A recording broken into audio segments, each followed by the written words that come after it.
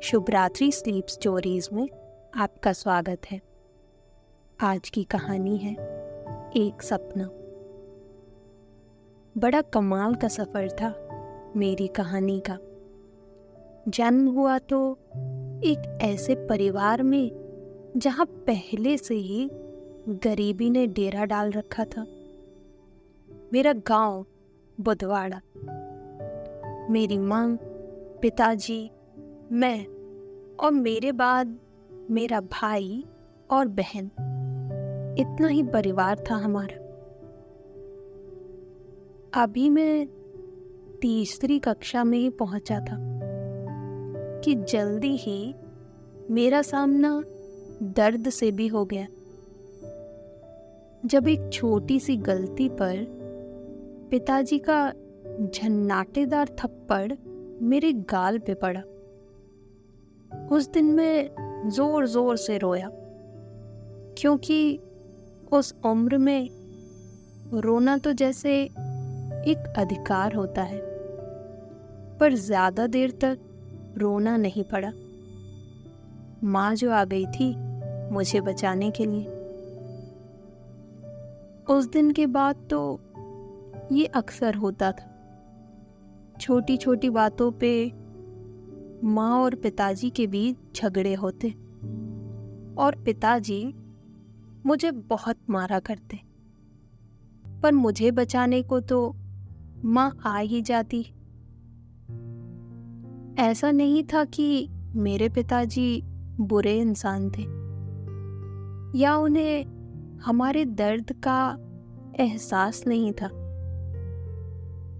पर परिस्थितियों ने उन्हें गुस्सैल और चिड़चिड़ा बना दिया था।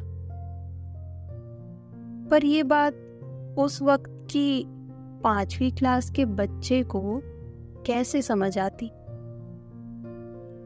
रोज रोज के झगड़े से मैं परेशान हो गया और एक दिन घर से भागकर ट्रेन में चढ़ गया और इटारसी जा पहुंचा।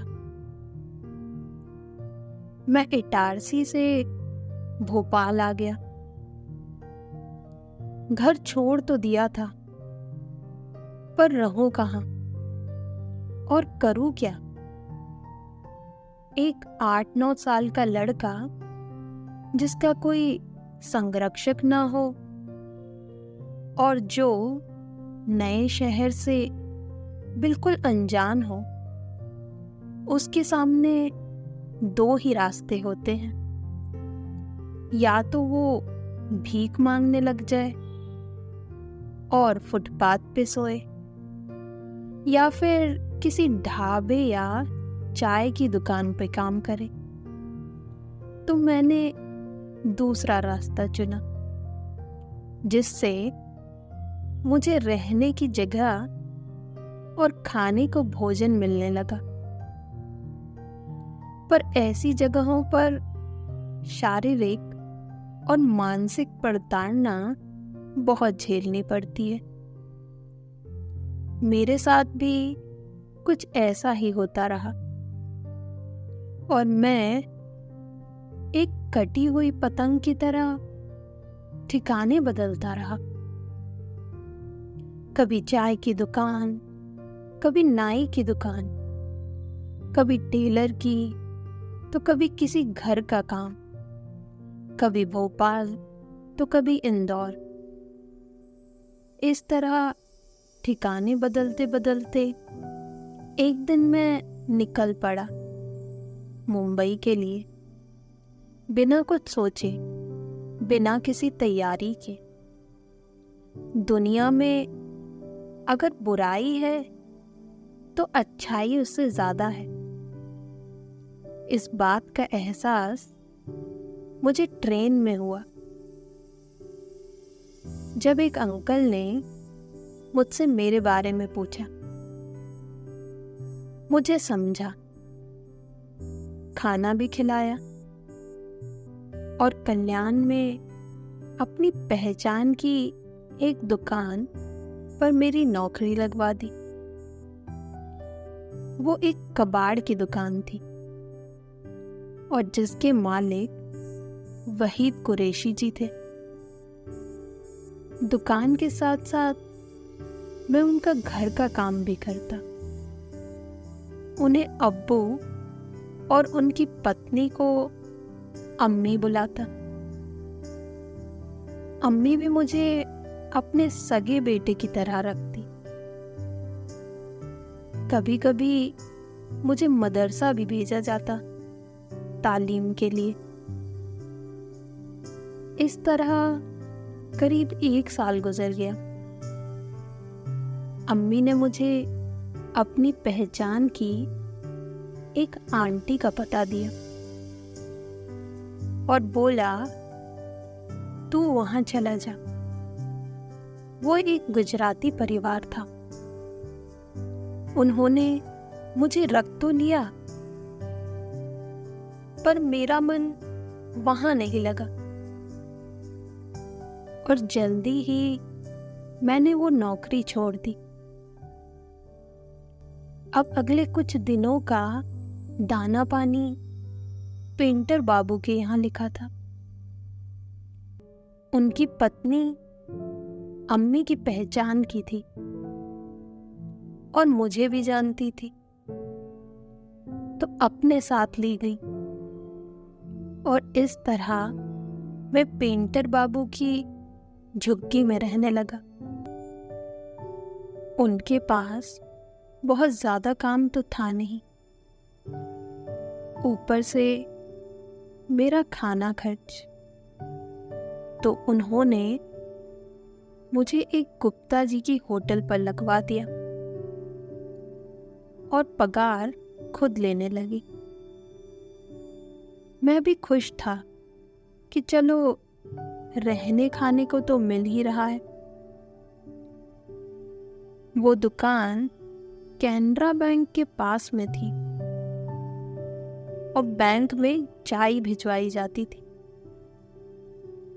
मैं अक्सर चाय लेके बैंक में जाता, पर जब भी मैं बैंक में बैठे लोगों को काम करते देखता तो मुझे बड़ा अच्छा लगता और मन में एक ख्याल आता कि काश मैं भी उनकी तरह बैंक में काम करूं। ये शायद मेरा भविष्य था जो मुझे अपनी ओर आकर्षित कर रहा था। खैर, एक दिन मैं पेंटर बाबू के साथ पेंट खरीदने एक दुकान पर गया, जहां से वो अक्सर पेंट खरीदते रहते थे। तो उस दुकान के मालिक चंद्रवली सिंह राजपूत ने मेरे बारे में पूछा और उन्हें पता चला कि मैं भी राजपूत हूं, तो उन्होंने पेंटर बाबू से कहा कि मुझे उनके पास छोड़ दे। पेंटर बाबू मान गए और इस तरह मुझे मेरा एक और परिवार मिल गया। मैं खूब मन लगा के काम करता, सब लोग मुझसे बहुत खुश रहते। तभी बाबूजी को कुछ दिनों के लिए परिवार सहित गांव कथीगेरा, जो यूपी में है, जाना था, तो मुझे भी अपने साथ ले गए, जहां मेरी मुलाकात एक ऐसे स्टूडेंट से हुई जो पढ़ने लिखने में बहुत होशियार और इंटेलिजेंट था। उसका नाम हरेश था। मुझे पहली मुलाकात में ही बड़ा अच्छा लगा। उसने एक दिन मुझसे कहा कि अमित, तुम इस तरह यहाँ वहाँ भटकते रहते हो, तुम्हें कुछ करना चाहिए, कुछ ऐसा जिससे समाज में तुम्हारा नाम हो लोग तुम्हें जाने पहचाने, ऐसा कुछ करो। बात उसने बड़े कमाल की बोली थी, जिसका असर मुझ पर हो चुका था। अब मैं हर वक्त कुछ बड़ा करने के बारे में सोचने लगा।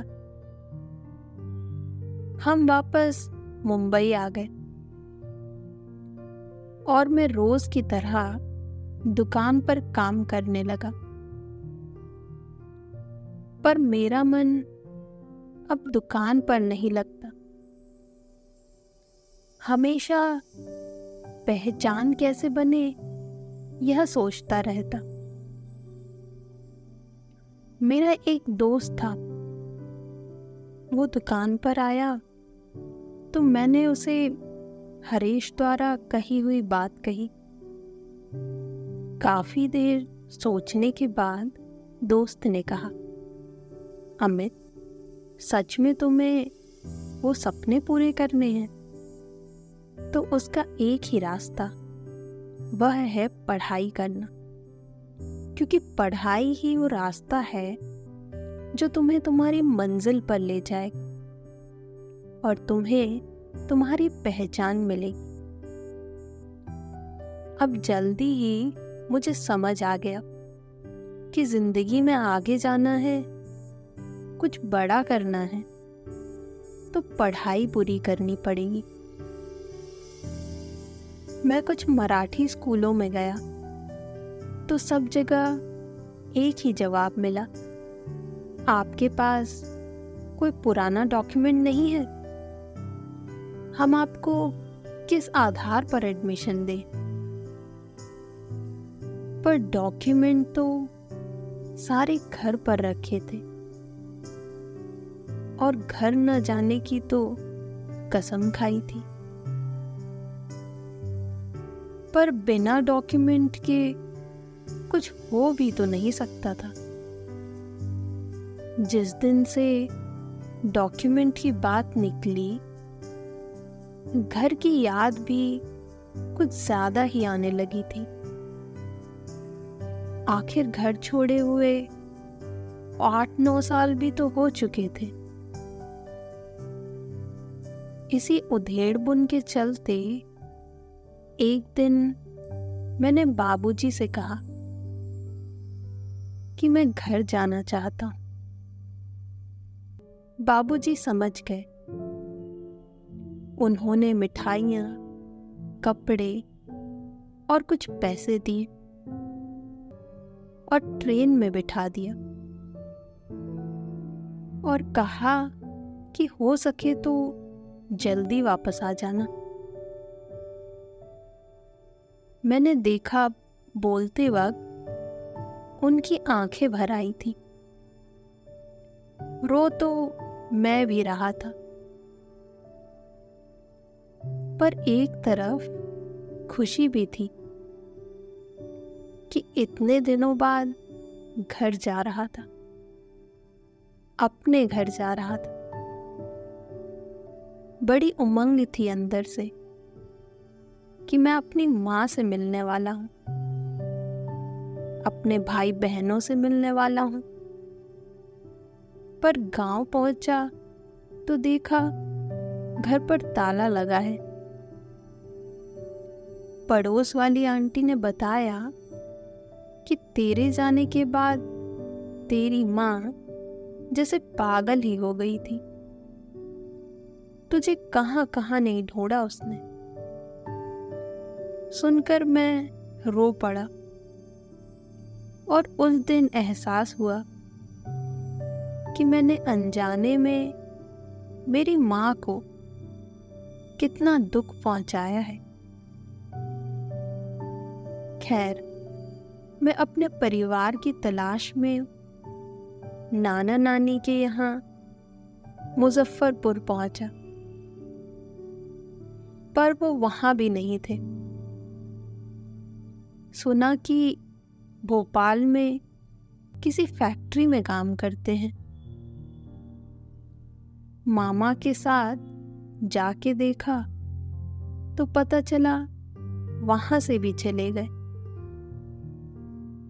आखिरकार थक कर हम लोग वापस आ गए। एक दिन मैं छत पर सो रहा था, तभी किसी ने मेरे सर पर हाथ फेरा। आंख खोली तो देखा माँ थी। माँ को देखते ही मैं लिपट गया और खूब रोया, और मुझसे भी ज्यादा मेरी माँ। तभी रोते रोते मेरी नजर पीछे गई, जहां मेरे पिताजी भी मुझे डबडबाई आंखों से देख रहे थे। मैं सोचकर तो ये आया था कि अपने डॉक्यूमेंट्स लेकर तुरंत लौट जाऊंगा, लेकिन यहां आकर यही का होके रह गया। तरह तरह के काम करने लगा। चाय की दुकान खोली, पान की दुकान खोली, वो भी नहीं चली। तो भोपाल आकर मैं एक फैक्ट्री में चौकीदारी करने लगा। पर इस सब के बीच 10th का प्राइवेट फॉर्म भी भर दिया। हालांकि मैं पास नहीं हो सका, पर फिर भी मैंने पढ़ाई जारी रखी और दोबारा फॉर्म भरा। दिन में चौकीदारी करता और रात में पढ़ाई, और आखिरकार मेरी मेहनत रंग लाई और मैं 10वीं चौथी बार में उत्तीर्ण हो गया। बड़ी खुशी हुई। सफलता का स्वाद पहली बार जो चखा था। अब हर वक्त आगे की पढ़ाई में सोचने लगा। इसी दौरान मेरी मुलाकात एक अमीर घर की लड़की अर्चना राठौड़ से हुई। किसी राजकुमारी की तरह बेहद खूबसूरत अर्चना से मैं बिना कुछ सोचे समझे ही प्यार कर बैठा और एक दिन इजहार भी कर दिया।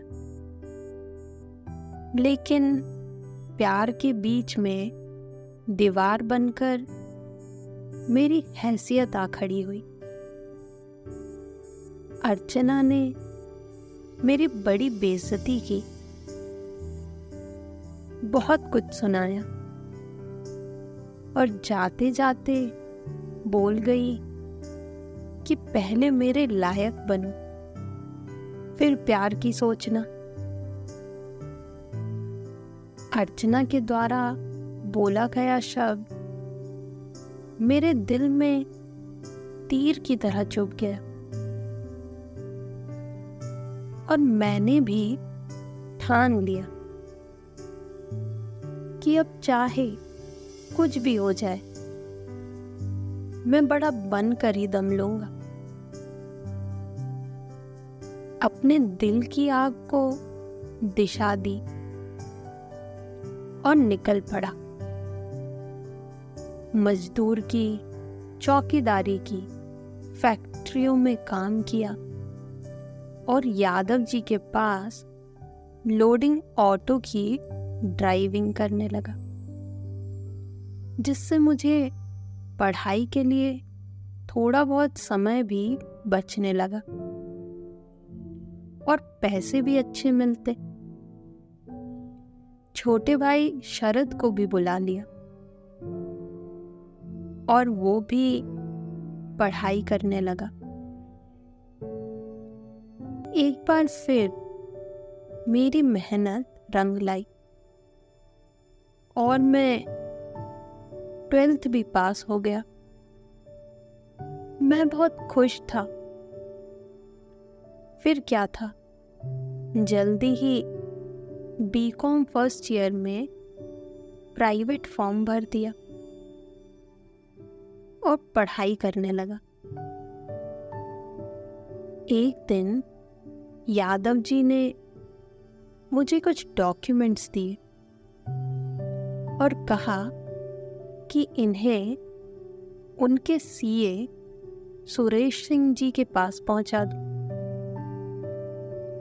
जब मैं उनके ऑफिस पहुंचा तो देखा एक व्यक्ति बड़े से कैबिन में बैठा है। 10-15 लोग काम कर रहे हैं। वो इतना तेज है कि सबको कुछ ना कुछ काम दे रहा है। बड़े बड़े लोग मिलने आ रहे हैं, इंतजार कर रहे हैं। ये मेरी किसी सीए से पहली मुलाकात थी। पर उस मुलाकात के बाद अंदर एक आवाज आई कि बॉस, अब करना है तो यही करना है। पैसा, रुतबा, शोहरत, सब कुछ तो था इस सीए की पढ़ाई में, जो मैं हमेशा से चाहता था। बस फिर क्या था, मैं चल पड़ा अपने नए सपने के साथ। बीकॉम सेकेंड ईयर किया और थर्ड ईयर के लिए चित्रांश कॉलेज में नियमित विद्यार्थियों के रूप में प्रवेश ले लिया।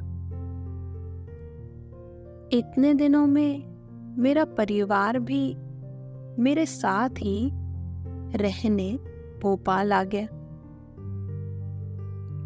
और मैंने पुराना काम छोड़कर सुभाष कौर जी के यहाँ ड्राइविंग शुरू कर दी, जिससे मुझे पढ़ाई के लिए और भी ज्यादा समय मिलने लगा और पैसे भी।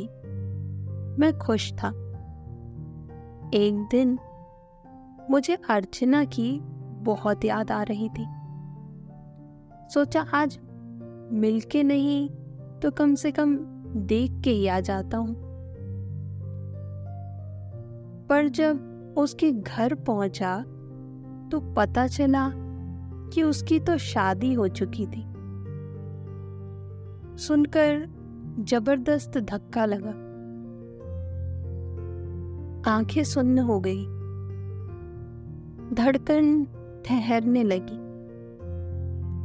लगा कि जैसे दुनिया ही सिमट गई। पर जैसे तैसे खुद को संभाल लिया। आगे पता चला कि वो लोग एमपी नगर में रहने लगे हैं। अर्चना की अपने पति से बनती नहीं है, तो वो भी घर वापस आ गई है। एमपी नगर पहुंचा तो देखा उसने ट्यूशन खोल रखी है और बच्चों को पढ़ा रही है। मैं कुछ देर तक उसे ऐसे ही देखता रहा। 5-6 साल बाद जो देख रहा था, अचानक अर्चना की नजर मुझ पर पड़ी और मुझे बुलाकर पूछा,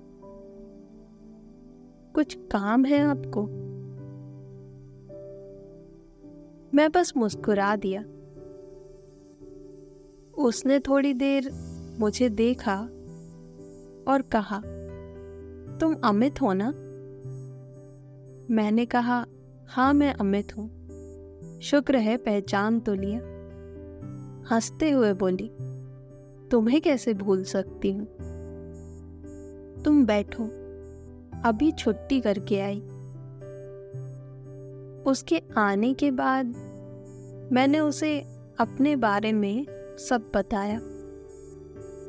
और कहा कि बीकॉम 3rd ईयर में हूं, अब सीए करना चाहता हूं।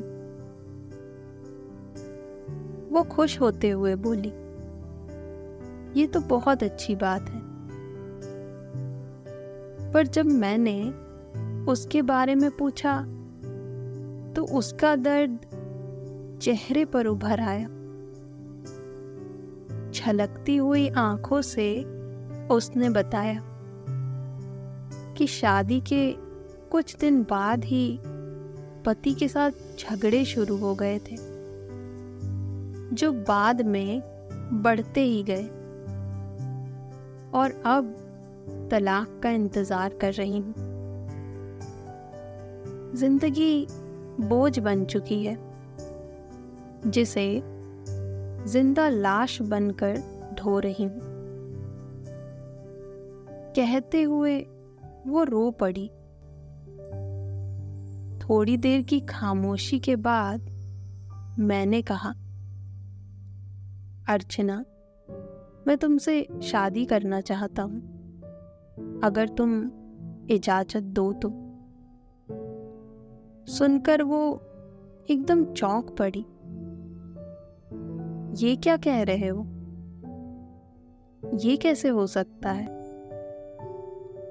मैंने कहा, क्यों नहीं हो सकता?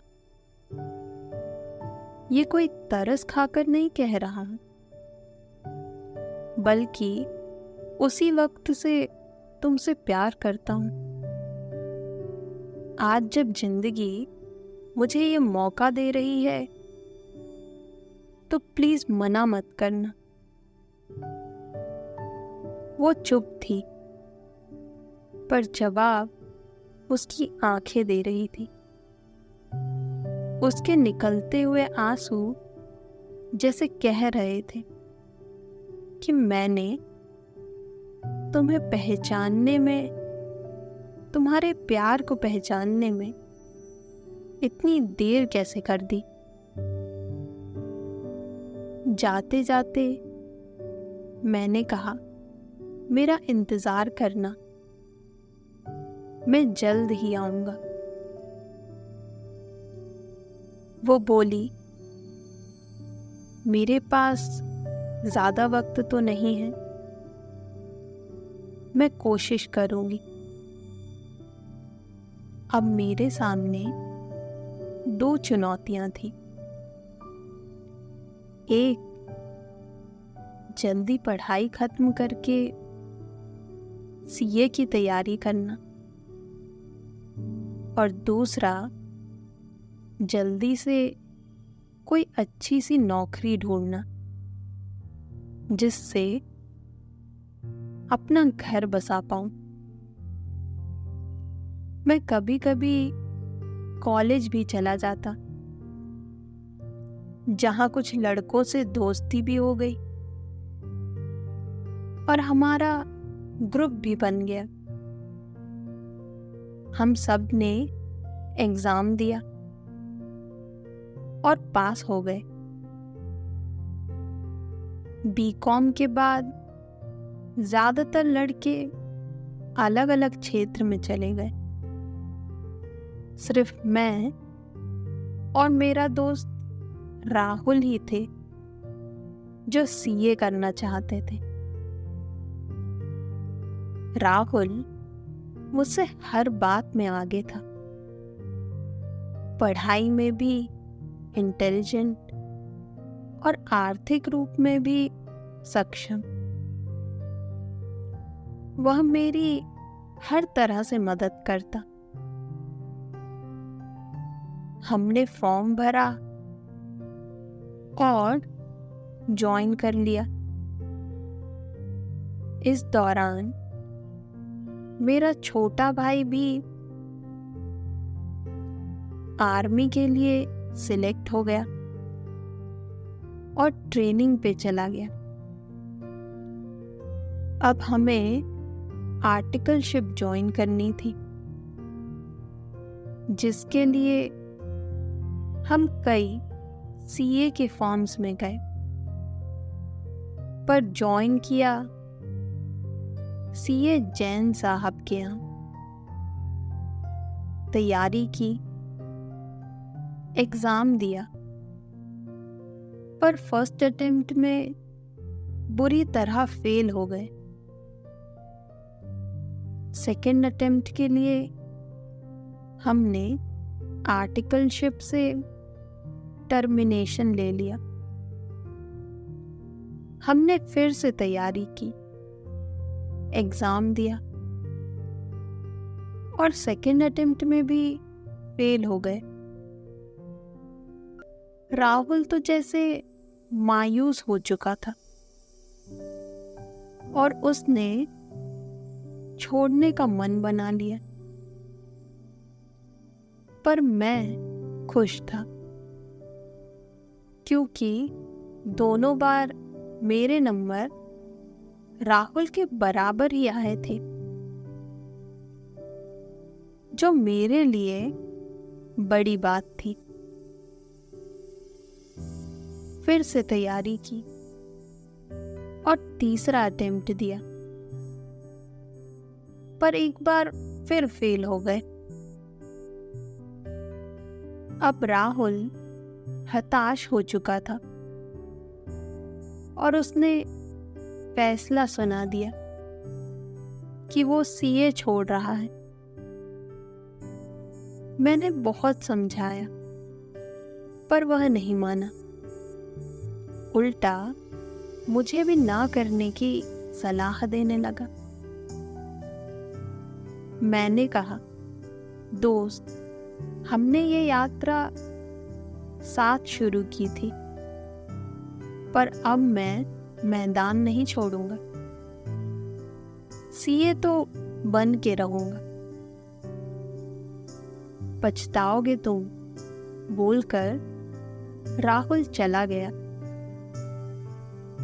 मुझे उसके जाने का बड़ा दुख हुआ। मैं तो जैसे अकेला पड़ गया था। सोचा अर्चना से मिलकर आता हूं। अर्चना को सब बताया। उसने कहा, कोई बात नहीं, अगली बार कोशिश करना, सब अच्छा होगा। और साथ ही उसने मुझे आगाह भी किया कि अगर तुम मुझे ले जाना चाहते हो तो जल्दी करो। मैंने उसे निश्चिंत किया और चला आया और ठान लिया कि अब अटेम्प्ट क्लियर करके ही अर्चना से मिलूंगा। फिर तैयारी में लग गया। इस बार तो दोस्त भी नहीं था, सब कुछ अकेले ही करना था। चौथा अटेम्प्ट दिया, पर बदकिस्मती से फिर फेल हो गया। इस बार मैंने अपना आत्मनिरीक्षण किया और असफलता के कारणों का पता लगाया। मुझे समझ आया कि मेरी सबसे बड़ी गलती आर्टिकलशिप छोड़ना था, क्योंकि थ्योरी से ज़्यादा हमेशा प्रैक्टिकल सिखाता है। यही सोचते हुए मैंने फिर से आर्टिकलशिप ज्वाइन करने का सोचा। मैं सीए अग्रवाल सर के यहाँ आर्टिकलशिप शुरू कर दी। मैं जैसा माहौल चाहता था वैसा ही मिल गया। अब मैं खुशी खुशी 5वें अटेम्प्ट की तैयारी करने लगा। इस बार एक ही ग्रुप के लिए अटेम्प्ट दिया, लेकिन पास होने के लिए 12 नंबरों की फिर कमी पड़ गई। फिर फेल हो गया। इस बार तो जैसे मेरी हिम्मत भी जवाब देने लगी और मुझे लगा शायद राहुल सही था, मैं कभी सीए नहीं बन पाऊंगा। जब आप इस तरह के नकारात्मक दौर से गुजर रहे होते हैं तो ऐसे में सबसे ज्यादा जरूरत एक मार्गदर्शक की होती है। और मैं खुशकिस्मत था कि अग्रवाल सर मेरे साथ थे। उन्होंने मुझे समझाया और कहा, सबसे पहले सही ग्रुप का चुनाव करो। तभी अर्चना का कॉल आया। रिजल्ट के बारे में पूछा।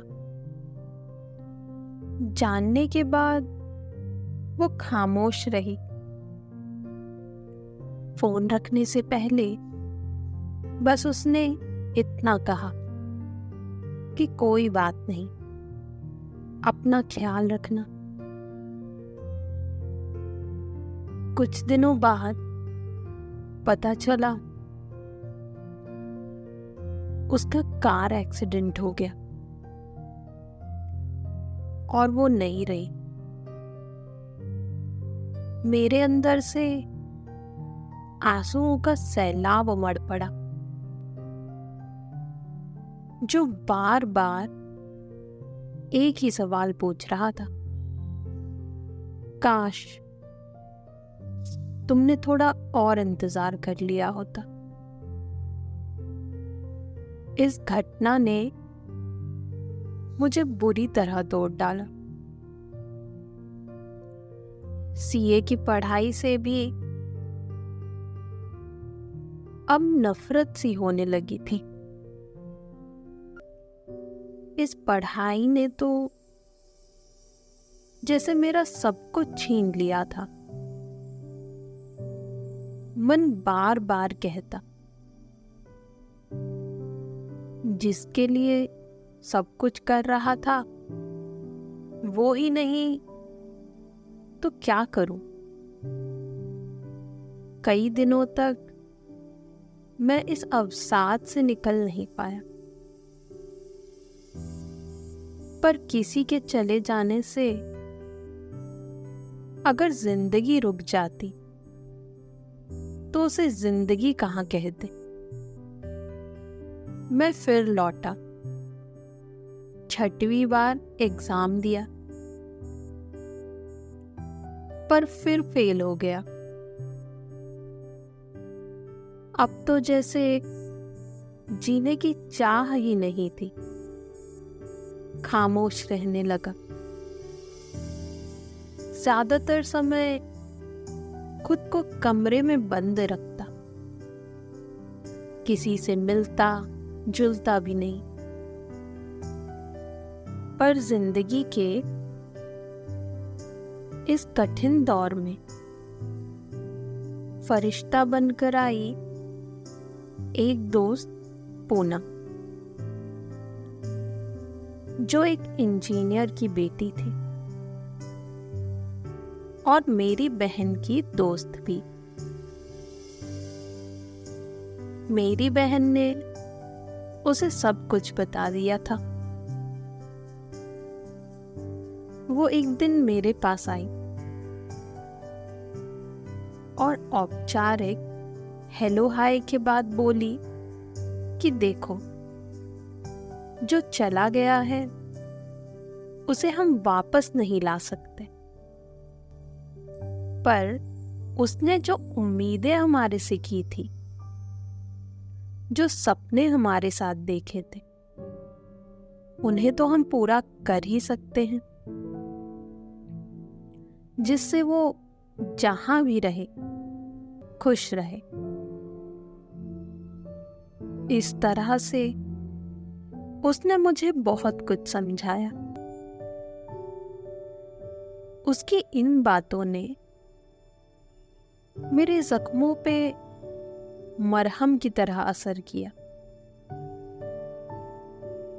कुछ मोटिवेशनल किताबें भी दी, जिन्हें पढ़कर मुझ में जिंदगी लौट आई। उसने मेरी मदद उस समय पढ़ाई में की जब मुझे सच में चाहिए थी। अब मुझे चिंता थी मेरे 7वें अटेम्प्ट की, क्योंकि ये मेरा आखिरी अटेम्प्ट होने वाला था। दूसरी तरफ घर वालों का दबाव भी बढ़ता जा रहा था शादी के लिए। मैंने बहुत समझाया कि एक ही सपना है, मुझे सीए करना है, पर घर वालों को तो अब जैसे यकीन ही नहीं रह गया था। उन्हें मना कर मैंने 7वां अटेम्प्ट दिया और रिजल्ट का वेट करने लगा। जिस दिन रिजल्ट आया मैंने देखा भी नहीं, क्योंकि मन में डर था कि मैं फिर फेल हो जाऊंगा। रिजल्ट मेरे सर ने देखकर बताया और मुझे पता चला मैं पास हो गया। ये सीए के सफर में मेरी पहली सफलता थी। मुझे तो यकीन भी नहीं हो रहा था। मैं बहुत खुश हुआ। अब मेरी आर्टिकलशिप भी खत्म हो चुकी थी। मेरे पास जॉब का ऑफर था, पर मैं जॉब नहीं करना चाहता था।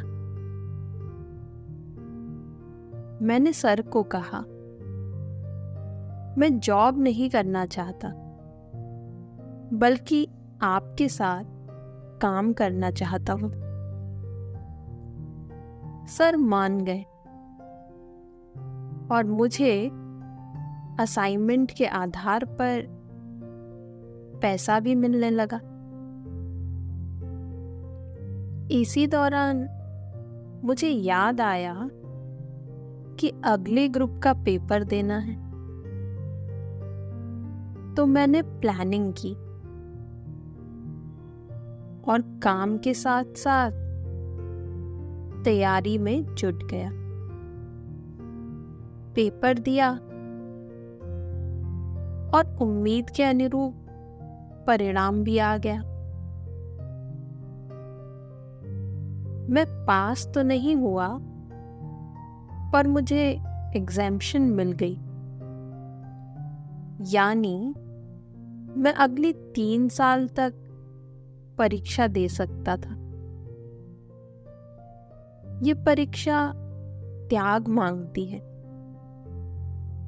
और मैं वो त्याग कर रहा था। मुझे याद भी नहीं रहा कि पिछली बार कब मैंने कोई बड़ा त्योहार मनाया था। मई में मैंने पेपर दिया। घर की हालत भी ठीक नहीं थी तब। मैंने अपने घर में ही एक छोटा सा ऑफिस भी बना लिया और पढ़ाई के साथ साथ काम भी करने लगा।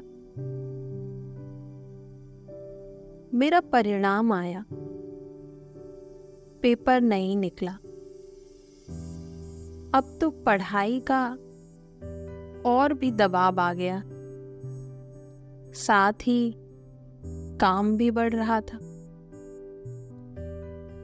एक दिन मेरे एक क्लाइंट ने मुझे एक दुकानदार से मिलवाया, जिसके सारे डॉक्यूमेंट आग में जलकर नष्ट हो गए थे। मैंने उनकी समस्या समझी और काम करने के लिए हामी भी भर दी। लेकिन परीक्षा के बाद वे मान गए। अब मैं पढ़ाई के साथ साथ इस काम की तैयारी में भी लग गया। इससे संबंधित किताबें पढ़ी, दोस्तों से सलाह ली, जिन चीजों की जरूरत पड़ने वाली थी उनके बारे में भी समझा। इस सारी प्रक्रिया में इतना तो समझ आ गया कि ये काम आसान नहीं है और मुझे अकेले से नहीं हो पाएगा। पर मैं हर हाल में इस काम को करना चाहता था। मुझे जरूरत थी एक ऐसे साथी की जो काबिल भी हो और समझदार भी। इसी दौरान मेरे भाई शरद की शादी भी आ गई और मैं उसकी तैयारियों में लग गया। एक दिन कार्ड देने के लिए मैं हमारे एक परिचित अकाउंटेंट के पास गया, जहां मेरी मुलाकात मेघा जी से हुई। मेघा जी भी मेरी तरह ही सीए कर रही थी। पहली मुलाकात में ही मुझे लग गया कि अपने ऑफिस के लिए मैं जिस पार्टनर को ढूंढ रहा हूं ये वही है। पर उस वक्त मैंने उनसे ये बात कहना ठीक नहीं समझा और चला आया। बाद में किताबों के बहाने हमारी दोस्ती भी हो गई और हम अक्सर मिलने लगे। मैं अब पूरी मेहनत के साथ अपनी PE2 की तैयारी में जुट गया। परीक्षा दी और परिणाम का इंतजार करने लगा। परिणाम आया और सुनते ही मैं उछल गया। पास हो गया था और फाइनल में आ चुका था। अब मुझे उस दुकानदार की याद आई जिसका काम करने का वादा किया था। मैंने मेघा जी से संपर्क किया, उन्हें अपने प्रपोजल के बारे में बताया। वो भी कुछ ऐसा ही चाह रही थी और खुशी से मान गई। हमने सारी बातें तय की और कुछ दिनों बाद हम पार्टनर्स बन चुके थे। उनके साथ हमारे एक और साथी मनोज जी भी आ गए। मैं दुकानदार से मिला और काम की फीस के बारे में बातचीत करके काम शुरू कर दिया। अब इस कार्य को करने के लिए एक ऑफिस की जरूरत थी। हमने दुकानदार साहब को इस बारे में बताया तो उन्होंने हमें अपनी दुकान से लगा हुआ एक कमरा दे दिया, जिसे हमने अपना ऑफिस बनाया और काम में लग गए।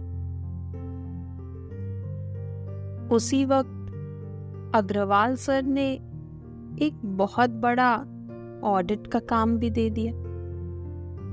हम दोनों ने मिलके वो भी बहुत कम समय में निपटा लिया।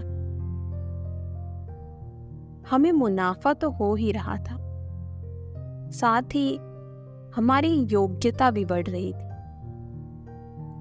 मेघा जी भी मेरी तरह ही ऊर्जावान और काम को महत्व देने वाली थी। उनके साथ काम करके मैं बहुत खुश था। इस प्रकार हम काम में ऐसे डूबे कि पता ही नहीं चला कब फाइनल की परीक्षा की तारीख नजदीक आ गई। तो हमने 15 दिन की छुट्टियां ली और जुट गए। मैं फाइनल का द्वितीय ग्रुप देना चाहता था, मेघा जी प्रथम ग्रुप और मनोज जी दोनों ग्रुप। जल्दीबाजी में नोट्स बनाए, एग्जाम दिया और फिर काम में जुट गए। पर रिजल्ट आया तो हम तीनों ही फेल हो गए थे। पर अच्छा ये हुआ कि मेरा एक पेपर एग्जेम्प्ट हो गया था और मैं अगली 3 साल तक परीक्षा दे सकता था। इस बार हमने निश्चय किया कि हम ग्रुप स्टडी करेंगे, जिसके लिए हमने अलग से एक कमरा लिया और वहीं जाकर पढ़ाई करने लगे। एग्जाम हो गया, हम रिजल्ट का इंतजार करने लगे। इस दौरान हमारे पास कुछ और बड़े काम आए और हम उनमें व्यस्त हो गए। हमने अपना ऑफिस, खुद का ऑफिस भी किराए पे लिए, क्योंकि कब तक दूसरे के ऑफिस में काम चलाते। कुछ दिन बाद रिजल्ट आया, पर इस बार खुशखबरी लिए हुए हम दोनों के ही ग्रुप्स निकल गए थे। अब फाइनल के आखिरी ग्रुप की तैयारी करनी थी। इधर ऑफिस में काम भी बढ़ रहा था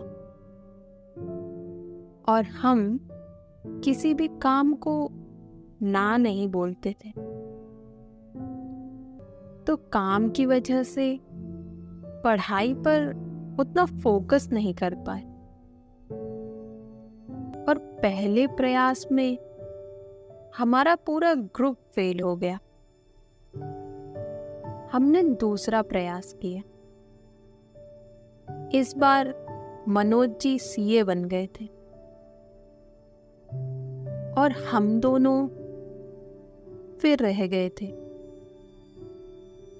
काम और पढ़ाई के बीच फिर हमने सामंजस्य बिठाया और तीसरा प्रयास किया। इस बार परिणाम मिला जुला था। हम दोनों में से एक फेल हुआ था और सीए बनने वाली मेघा जी थी। मैं फिर रह गया था।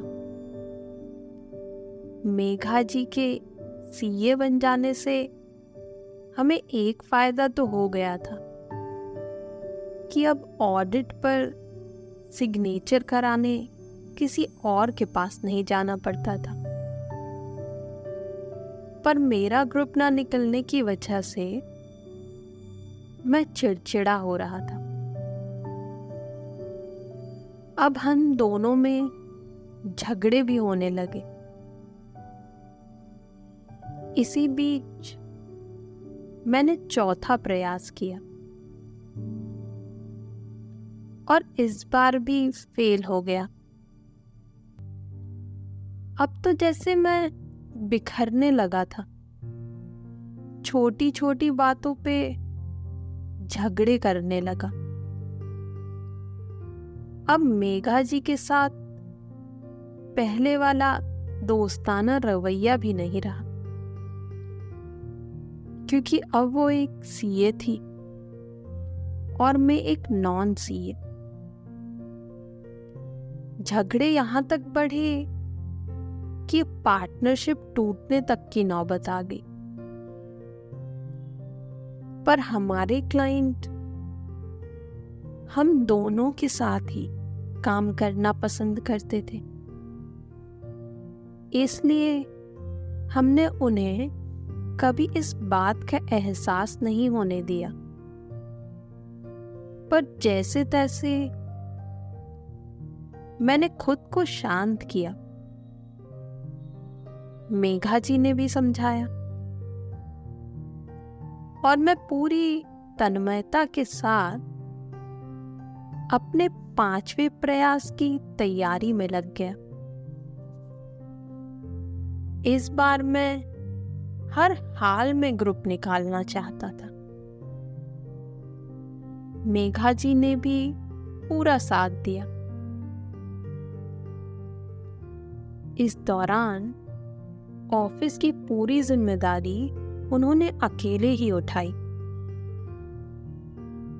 पर परीक्षा के 10-15 दिन पहले एक घटना घटी। मेरे पिताजी को अचानक हॉस्पिटल में भर्ती करना पड़ा, जहां उनका ऑपरेशन होना था। माँ ने मुझे बताया, पर मैं चुप था। ये शायद सीए की परीक्षा से पहले मेरी ये आखिरी परीक्षा थी, जहां मुझे मेरी तैयारी या मेरे पिता में से किसी एक को चुनना था। मैंने खुद को पत्थर बनाया और माँ को मना कर दिया। उधर अस्पताल में मेरे पिताजी का ऑपरेशन चल रहा था और इधर मैं अपने 5वें प्रयास की तैयारी कर रहा था। लोग तरह तरह की बातें कर रहे थे, आलोचनाएं कर रहे थे, लेकिन पत्थरों पे आलोचनाओं का प्रभाव नहीं पड़ा करता। एग्जाम दिया और एग्जाम खत्म होते ही सबसे पहले पिताजी के पास पहुंचा। देखकर मेरे तो आंसू निकल पड़े। उनके पास थोड़ा वक्त बिताया,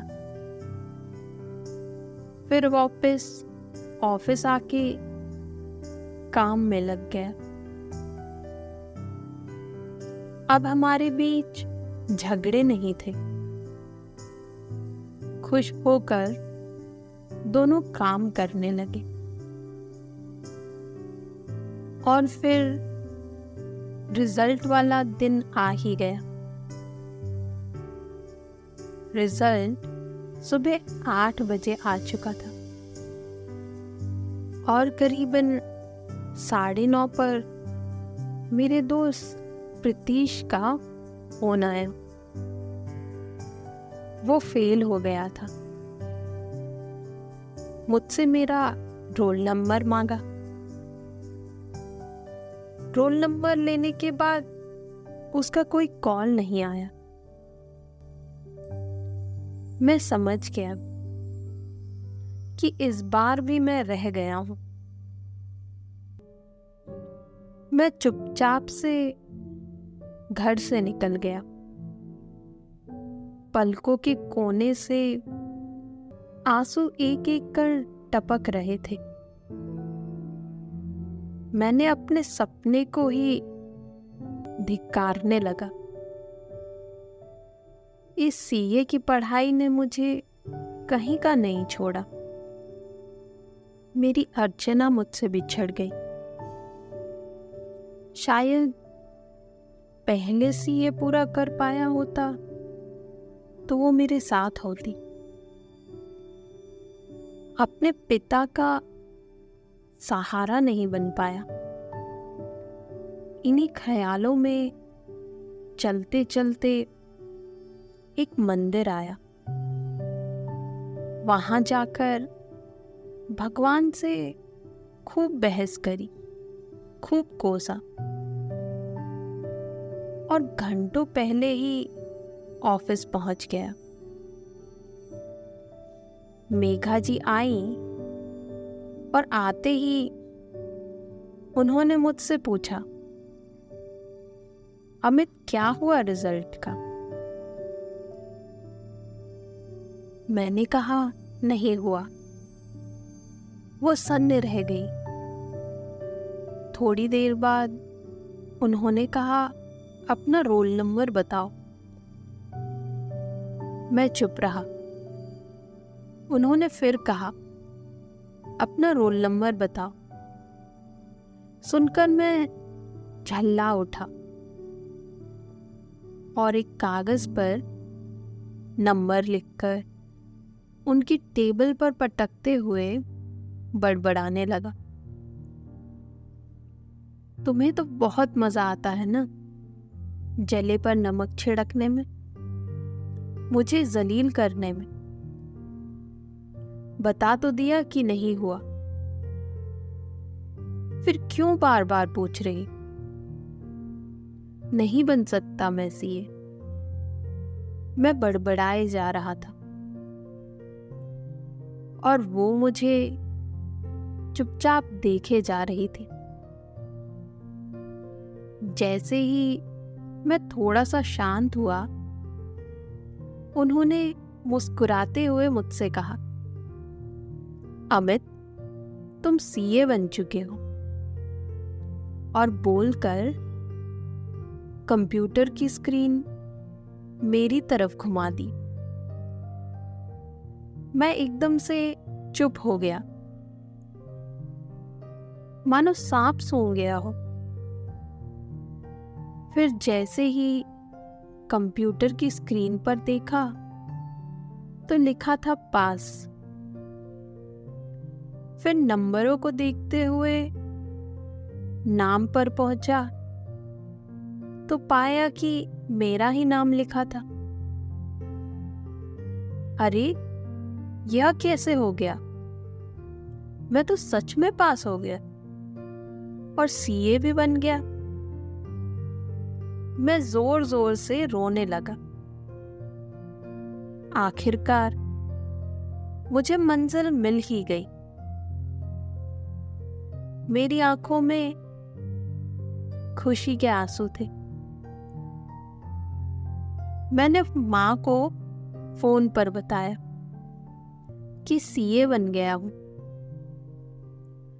मां भी खुशी के मारे रोने लगी।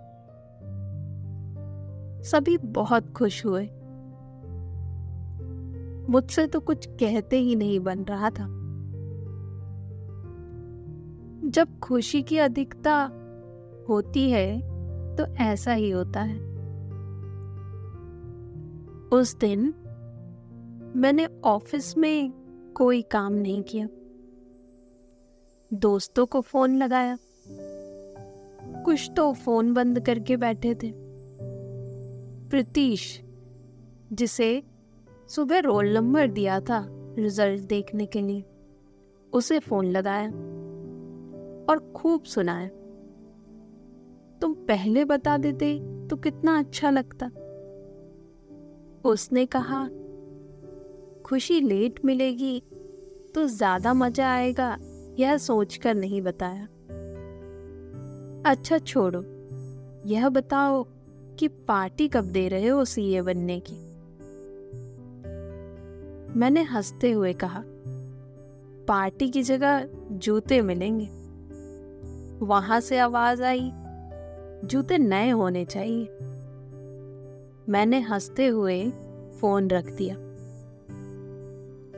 मेरी जिंदगी का सबसे बड़ा सपना सच हो चुका था। मैं सीए बन चुका था। यह मेरा एक सपना पूरा हुआ जो मैंने सन 2002 में बनाया था और सन 2012 में पूरा हुआ।